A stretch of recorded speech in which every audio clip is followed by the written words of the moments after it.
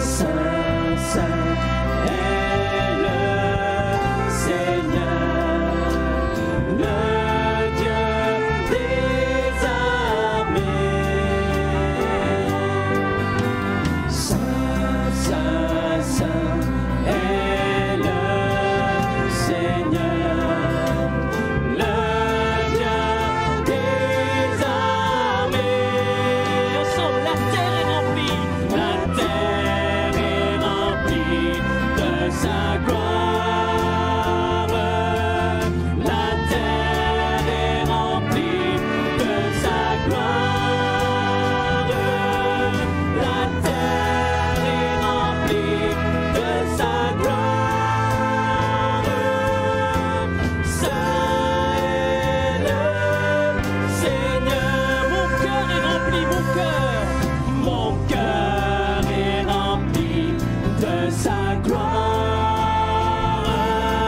Mon cœur est rempli de sa gloire.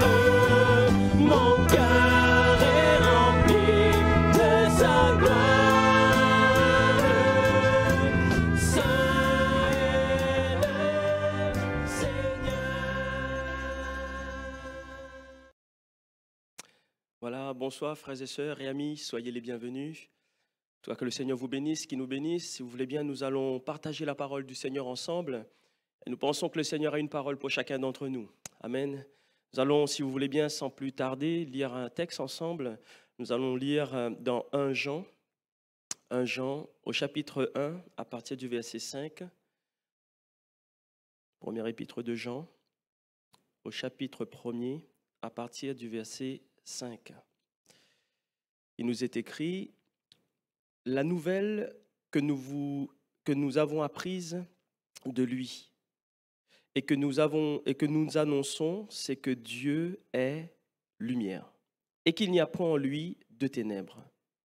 Si nous disons que nous sommes en communion avec lui et que nous marchions dans les ténèbres, nous mentons et nous ne pratiquons pas la vérité. Mais si nous marchons dans la lumière, comme il est lui-même dans la lumière, nous sommes mutuellement en communion. Et le sang de Jésus, son Fils, nous purifie de tout péché. Amen. Nous allons lire un deuxième texte, si vous voulez bien, dans Jean, l'évangile de Jean, au chapitre 12. L'évangile de Jean, au chapitre 12, à partir du verset 44. Il est écrit: Or Jésus s'étant écrié, celui qui croit en moi, croit non pas en moi, mais en celui qui m'a envoyé. Et celui qui me voit, voit celui qui m'a envoyé. Je suis venu comme une lumière dans le monde, afin que quiconque croit en moi ne demeure pas dans les ténèbres.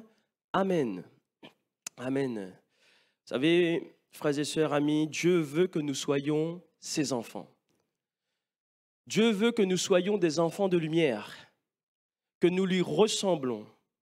Oui, puisque Dieu est lumière, Jésus-Christ, son Fils lui-même, c'est cette lumière qui est venue dans le monde pour nous éclairer.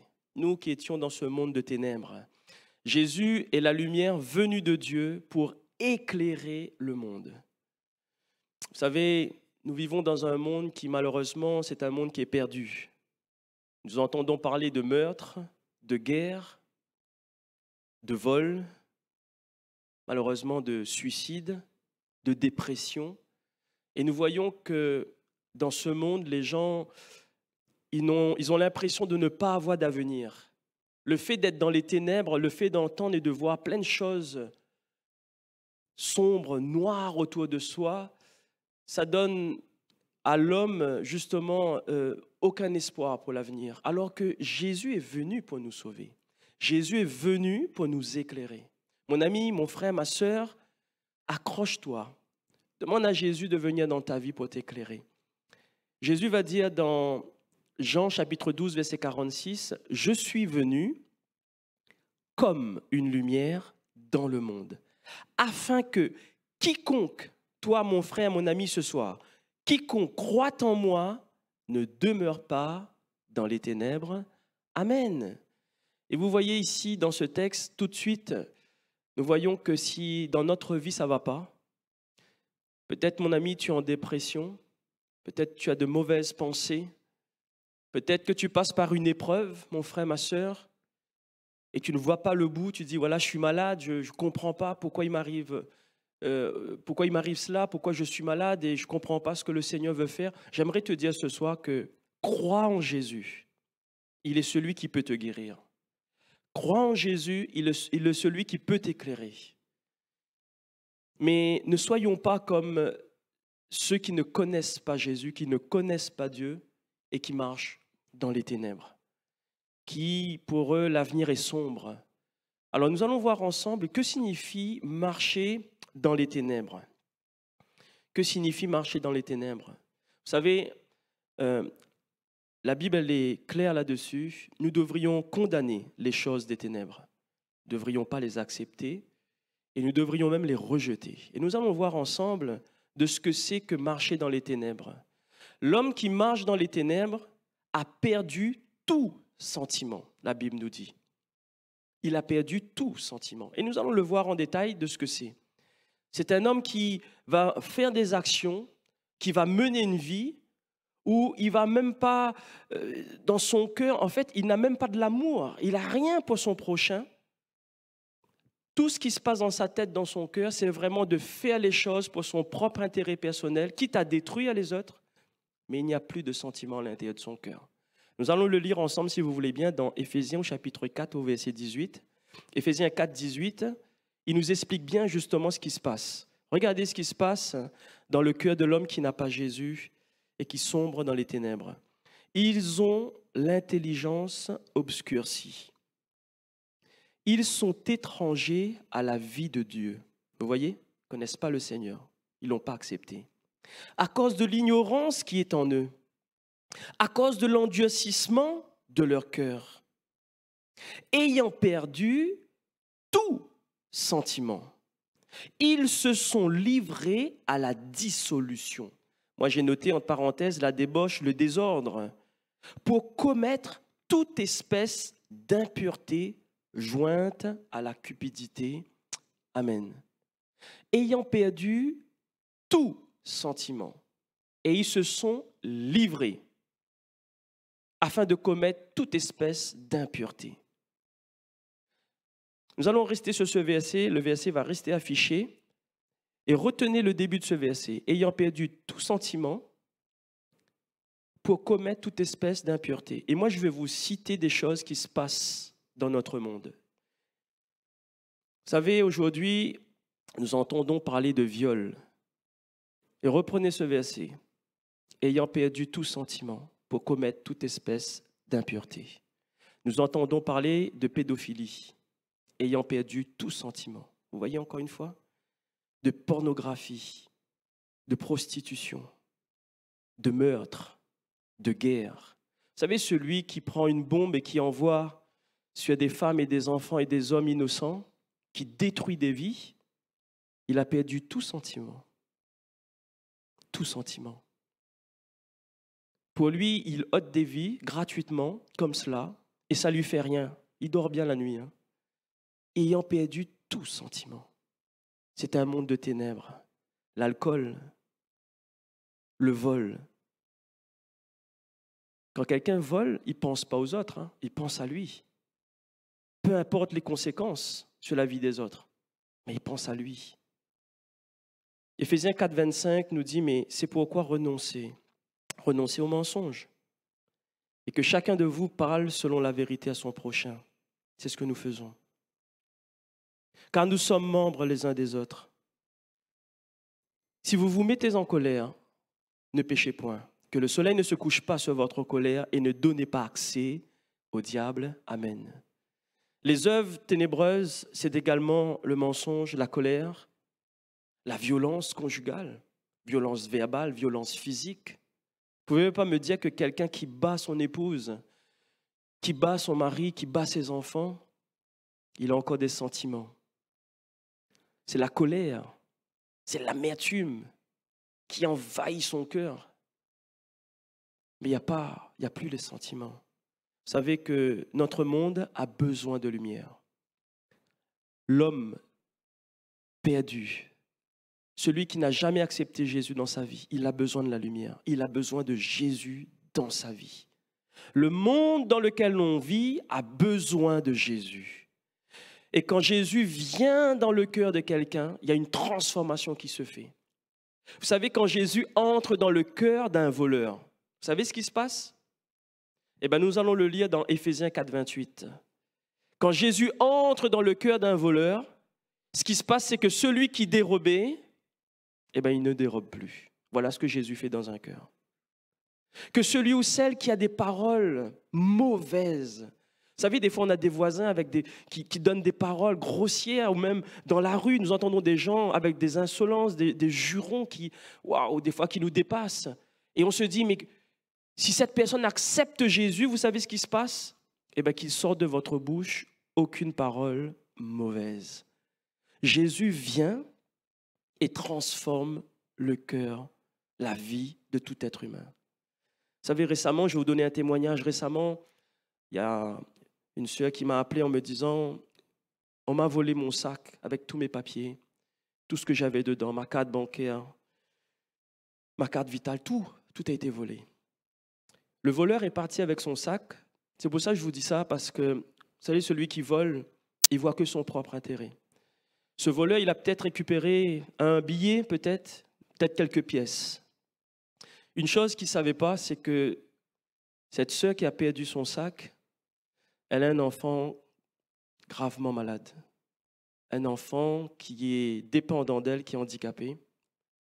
Et cet enfant, il a besoin de médicaments régulièrement. Elle a besoin d'aller à la pharmacie pour récupérer des médicaments régulièrement.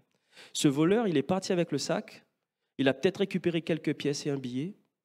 Et tout le reste des papiers, certainement, il les a jetés. Mais il n'imagine pas dans quel embarras, dans quel souci il a pu mettre cette sœur. Et ce jeune homme, son fils, qui est là et qui a besoin d'être soigné. Vous voyez, le monde dans lequel on vit, c'est ça le problème. Ils ont besoin de Jésus. Ils ont besoin d'avoir un cœur pour les autres. Jésus s'est donné à la croix pour nous. Et quand Jésus entre dans un cœur, nous ne pensons plus à nous, mais nous pensons aux autres. Et nous redonnons aux autres la lumière qui pénètre notre cœur. Celui ou celle qui est en colère, qui a cette amertume dans le cœur, qui tous les jours va travailler peut-être, mais avec une certaine animosité contre son patron, contre son collègue, vivement que Jésus entre dans son cœur. Parce que quand Jésus entre dans le cœur, il nous est écrit dans Éphésiens 4, 31, mais que toute amertume, toute animosité, toute colère, toute clameur, toute calomnie, toute espèce de méchanceté disparaissent du milieu de vous. Seul Jésus, mon ami, peut enlever tout ce qui ne va pas dans ton cœur. Toute cette noirceur, seul Jésus peut l'enlever. Et nous avons lu tout à l'heure dans ce texte qui nous est dit la nouvelle que nous vous avons apprise de lui, de Jésus, et que nous vous annonçons ce soir, cette nouvelle, c'est que Dieu est lumière et qu'il n'y a point de ténèbres en lui. Dieu est lumière. Dieu est lumière. Jeunes gens, jeunes filles, je vais ouvrir une petite parenthèse pour notre jeunesse. Dieu est lumière. Il vit en toi, peut-être parce que tu l'as accepté dans ta vie. Et celui ou celle qui n'a pas fait encore la démarche, tu peux demander au Seigneur Jésus-Christ de venir dans ton cœur. Mais j'aimerais vous dire une chose, c'est que dans le monde dans lequel nous vivons, jeunes gens, jeunes filles, tu dois prendre position pour Dieu. Si tu ne brilles pas, comment tes camarades de classe, comment dans ton école, comment en bas de ton immeuble ou dans ton voisinage, tes amis vont rencontrer Jésus si tu ne brilles pas? Tu dois prendre position dans le sens de te séparer des mauvaises choses, de ce qu'ils peuvent te proposer, des choses que tu sais au fond de ton cœur, qui n'est pas bon, des choses qui sont ténébreuses, des mauvaises fréquentations. tu dois prendre position. Tu dois prendre position parce que tu es en mission. Parce que Jésus s'est donné à la croix pour toi, parce qu'il t'aime et il a une mission pour toi. Ne t'étonne pas que tes copains, tes amis, ils sont dans les ténèbres. Pour eux, c'est des choses qui sont peut-être normales, pour eux, il n'y a pas de problème.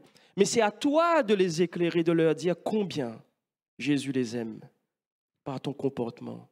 Mais n'accepte pas l'immoralité dans ta vie. N'accepte pas certaines choses devant ton regard, tes yeux. N'oublie pas que l'ennemi, son but, c'est que toi, en fait, tu puisses tomber afin que les autres puissent douter de l'existence de Dieu. Alors ce soir, moi je te dis, tu es un enfant de Dieu. Tu es le fils de Dieu. Tu es un enfant de lumière. Tu as été adopté. Jésus-Christ s'est donné pour toi. Alors brille là où tu es, dans ton collège, dans ton lycée, et que la lumière de Dieu puisse éclairer tes amis, puisse éclairer ton voisinage, dans ta famille. Alors que signifie marcher dans la lumière? Les enfants de lumière marchent par l'esprit, marchent selon l'esprit et ils chassent les ténèbres. Et ils chassent les ténèbres. J'aimerais vous donner une image qui pour moi est vraiment une belle image. Vous savez, la nuit, regardez le ciel. C'est sombre, c'est sombre. Par contre, ce qu'on va voir, c'est des étoiles. Il y en a plein des étoiles et ce qui nous frappe en fait, c'est de voir ces petites lumières en fait qui va illuminer notre horizon, notre ciel et on se dit mais tout est noir mais nous voyons la lumière. Moi je pense que le Seigneur quand il nous regarde sur la terre, le monde est peut-être dans les ténèbres mais il voit ses enfants qui est là en train d'éclairer. Alors que tu puisses briller pour le Seigneur. Et la lumière va chasser les ténèbres. Éphésiens 5, chapitre 5, verset 8 nous dit « Autrefois, vous étiez ténèbres, mais maintenant vous êtes lumière dans le Seigneur. » Amen. Alors marchez comme des enfants de lumière. Car le fruit de la lumière consiste en toutes sortes de bonté, de justice et de vérité. Examinez ce qui est agréable au Seigneur et ne prenez point part aux œuvres infructueuses des ténèbres, mais plutôt condamnez-les. Amen. C'est ce que je viens tout juste de vous dire, de vous parler, les jeunes. C'est complètement cela, c'est ce verset-là. Autrefois, vous étiez ténèbres, mais maintenant vous êtes lumière. Mon frère, ma soeur, dans ton emploi, dans ton travail, c'est pareil. Autrefois, vous étiez ténèbres, maintenant vous êtes lumière. Alors le Seigneur nous dit ce soir, eh bien maintenant, marchez comme des enfants de lumière. Et on va porter du fruit, vous allez porter du fruit. Qui consiste justement, son fruit en quoi consiste-t-il? Il consiste en toutes sortes de bonté, de justice et de vérité, de leur dire que Jésus les aime. Ça, c'est la vérité. Et que ce qu'ils sont en train de faire, va les emmener à tomber, va les emmener dans une noirceur, va les emmener à ne plus voir le lendemain. Que celui ou celle qui est découragé, qui a des pensées suicidaires, que vous puissiez leur dire, il y a un avenir, il y a l'éternité. Jésus t'aime, donne ton cœur à Jésus. Et nous allons examiner ce qui est agréable au Seigneur. Mais ne prenons pas part à ces choses. Il faut les condamner. Il faut prendre position. Nous devons marcher et rechercher la lumière. Vous savez ce que Jésus va dire dans Jean 8, 12? Jésus leur parla de nouveau et dit « Je suis la lumière du monde. Celui qui me suit, ne marchera pas dans les ténèbres, mais il aura la lumière de la vie. » Ce verset nous dit bien, c'est Jésus qui parle. Il dit « Je suis la lumière du monde. » Et ce soir, si tu acceptes Jésus dans ton cœur, c'est que tu vas le suivre maintenant. Et celui qui me suit, il ne marchera pas dans les ténèbres, mais il aura la lumière de la vie en lui. As-tu accepté Jésus dans ton cœur, mon ami? Demande à Jésus pardon pour tes fautes. Repens-toi ce soir. Pardon. Demande à Jésus pardon pour tes fautes, pour ce qui ne va pas dans ta vie. Change de direction. Et le Seigneur va te donner l'amour dans lequel tu as besoin. Il va te restaurer.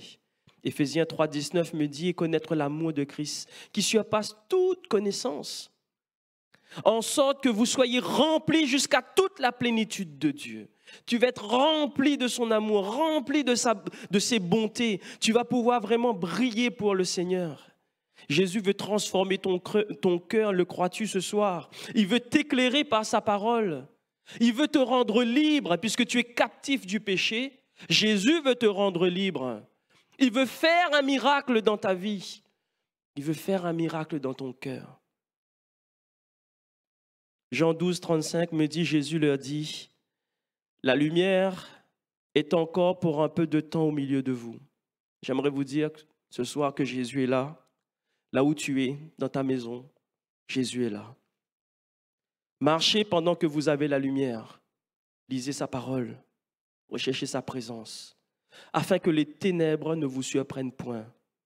Celui qui marche dans les ténèbres ne sait pas où il va. Ben oui, il est dans les ténèbres. Pendant que vous avez la lumière, pendant que vous avez Jésus dans votre cœur, eh bien, croyez-en la lumière, afin que vous soyez des enfants de lumière. Amen. C'est Jésus qui pourra te sauver. Mon frère, ma sœur, c'est Jésus qui pourra te guérir. C'est Jésus qui pourra t'éclairer. Il est venu pour toi. Il est venu sur la croix. Il s'est donné à la croix pour toi et pour moi. Il s'est donné à la croix pour nous pardonner. Il s'est donné à la croix pour nous sauver. Regarde dans quelle situation tu es ce soir, mon frère, mon ami. Peut-être que tu vis, ta vie, en fait, elle est triste, malheureuse, puisque tu es tenu par un péché. J'aimerais te dire une chose, c'est qu'à la croix, Jésus t'a délivré. Il t'a libéré de toute culpabilité, de tout péché. C'est à toi ce soir de crier à Jésus, de dire, viens, sauve-moi Jésus. Viens éclairer mon cœur. Donne-moi cette joie que tu possèdes. Donne-moi cette lumière que tu as et je veux briller pour toi. Jésus est venu pour te restaurer, pour te guérir, pour t'éclairer. Veux-tu laisser Jésus te guider? Par amour pour toi, pour moi, il s'est donné à la croix. Jésus t'aime, mon ami. Et vous savez, Jésus était dans ce monde. Et la Bible nous dit que le monde ne l'a point connu. Jésus est venu dans ce monde, mais le monde ne l'a point connu. Jésus est là ce soir. Et toi? Et toi? C'est dans le livre de Jean, au chapitre 1er, verset 10. Il nous est écrit, elle était dans le monde, et le monde a été fait par elle. Et le monde ne l'a point connue. Toi, ce soir, tu entends parler de Jésus. Tu entends parler de Jésus. Il est venu chez toi, il est chez toi. Et Jésus, il nous est dit dans la parole, la suite du verset, elle est venue chez les siens, et les siens ne l'ont point reçue. Et toi, ce soir, que fais-tu de cet appel? Est-ce que tu veux recevoir Jésus dans ton cœur? Jésus est chez toi, là, en ce moment même. Il est esprit, il est présent, il est vivant. Acceptes-tu Jésus? Acceptes-tu la lumière dans ton cœur, dans ta vie? Jean chapitre 1, verset 7, il est écrit, nous avons lu tout à l'heure, ici nous marchons dans la lumière, comme il est lui-même dans la lumière, nous sommes mutuellement en communion. Et le sang de Jésus, son Fils, nous purifie de tout péché. Amen. Jacques chapitre 1, verset 16, il nous est écrit, ne vous y trompez pas, mes frères bien-aimés. Toute grâce excellente et tout don parfait descend d'en haut, du Père des Lumières, chez qui il n'y a ni changement et ni ombre de variation. Amen. Ne vous y trompez pas, mes frères, mes sœurs. Dieu est le Père des Lumières. Je ne sais pas si vous vous rappelez, mais Jésus, quand il va donner cette prière à ses disciples, il va commencer par « Notre Père qui est aux cieux ». Et ici, il est bien écrit dans ce verset, « Et tout don parfait descend d'en haut du Père des Lumières ». Si Dieu est le Père des Lumières, nous sommes des enfants de la lumière, des enfants de lumière. Jean chapitre 1, verset 12 il est écrit, mais à tous ceux qui l'ont reçu, à ceux qui croient en son nom, elle a donné le pouvoir de devenir enfants de Dieu, lesquels sont nés non du sang, ni de la volonté de la chair, ni de la volonté de l'homme, mais de Dieu. Amen. À ceux qui l'ont reçu. Alors si tu l'as reçu ce soir, elle te donne le pouvoir de devenir enfant de Dieu. Amen. Et oui, tu es enfant de Dieu. Et c'est pour ça que Jésus va dire dans Jean 12, 46, c'est le premier verset que nous avons lu au début. Il dit, je suis venu comme une lumière dans le monde, afin que quiconque croit, toi mon ami qui croit en Jésus, afin que quiconque croit en moi, croit, non pas, non, afin que quiconque croit ne demeure pas dans les ténèbres, pardon, amen. Je suis venu comme une lumière dans le monde, afin que quiconque croit en moi ne demeure pas dans les ténèbres. Si tu crois en Jésus, tu ne vas pas demeurer dans les ténèbres. Tu as besoin de lumière dans ta vie. Tu as besoin de la parole de Dieu dans ta vie pour t'éclairer. Tu peux prier ce soir là où tu es. Tu peux prier. Tu peux demander au Seigneur de venir dans ton cœur à l'instant même. Si tu crois, tu verras la gloire de Dieu dans ton cœur, dans ta vie. Tu pourras dire au Seigneur, comme le psaume 119, 105, il est écrit, ta parole est une lampe à mes pieds et une lumière sur mon sentier.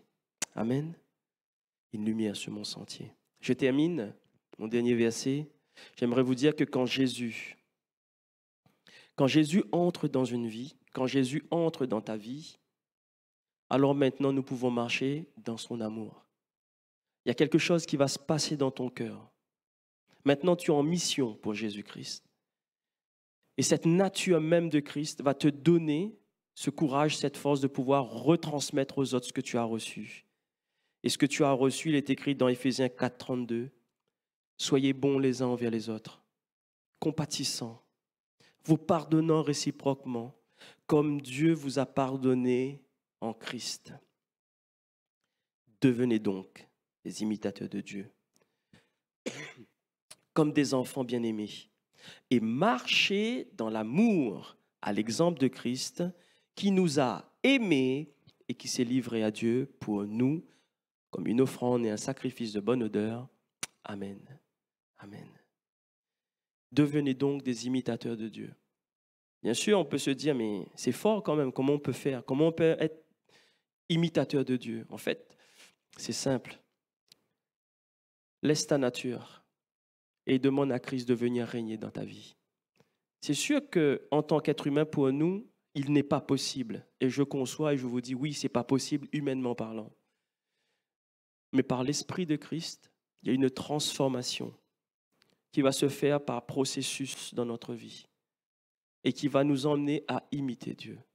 Que celui qui était alcoolique, qui soit délivré et qui puisse apporter de l'amour dans sa famille. Que celui ou celle qui était drogué, qui puisse rencontrer Jésus et qui puisse emmener de l'amour dans son entourage, dans sa famille. Que celui ou celle qui a commis des péchés, celui ou celle qui a fait des choses, qui a fait des torts aux uns et aux autres, puisse demander pardon au Seigneur, puisse se repentir, changer de direction. Jésus entre dans sa vie et va pouvoir éclairer les autres. Il va être quelqu'un de bon, de compatissant.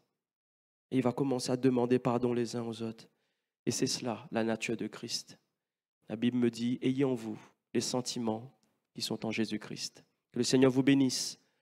Que nous puissions être des enfants de lumière, frères et sœurs. Alléluia. Seigneur, je veux te dire merci pour ta parole.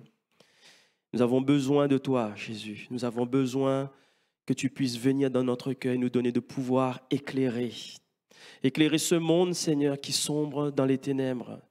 C'est vrai, quand nous voyons tout ce qui se passe autour de nous, nous disons parfois, Seigneur, viens à notre secours. Alors, Seigneur, c'est vrai que tu vas nous utiliser sur cette terre, que nous sommes des instruments entre tes mains. Mais nous avons besoin de cette lumière venant de toi. Nous avons besoin de ta parole. Nous avons besoin de ton esprit Et nous avons besoin de ta direction afin de pouvoir redonner à ceux qui nous entourent, ceux qui sont, Seigneur, dans ce monde perdu et qui puissent te rencontrer, qui puissent rencontrer la lumière, cette lumière qui est en nous. Et donne-nous de pouvoir, Seigneur, venir auprès de toi ce soir. Que celui ou celle qui se sent sale par son péché, qui se sent souillé par son péché, qui se sent, Seigneur, mal dans sa peau, à cause, Seigneur, de la vie qu'il mène, qui puisse venir avec un cœur vrai, sincère, devant toi, Seigneur. Qui puisse te demander pardon, qui puisse se repentir, mais qui puisse, Seigneur, redonner l'amour que tu vas lui donner, Seigneur, dans son entourage. Merci pour ta grâce, merci pour ton amour, merci pour ta paix, merci pour la guérison, la délivrance encore ce soir. Amen.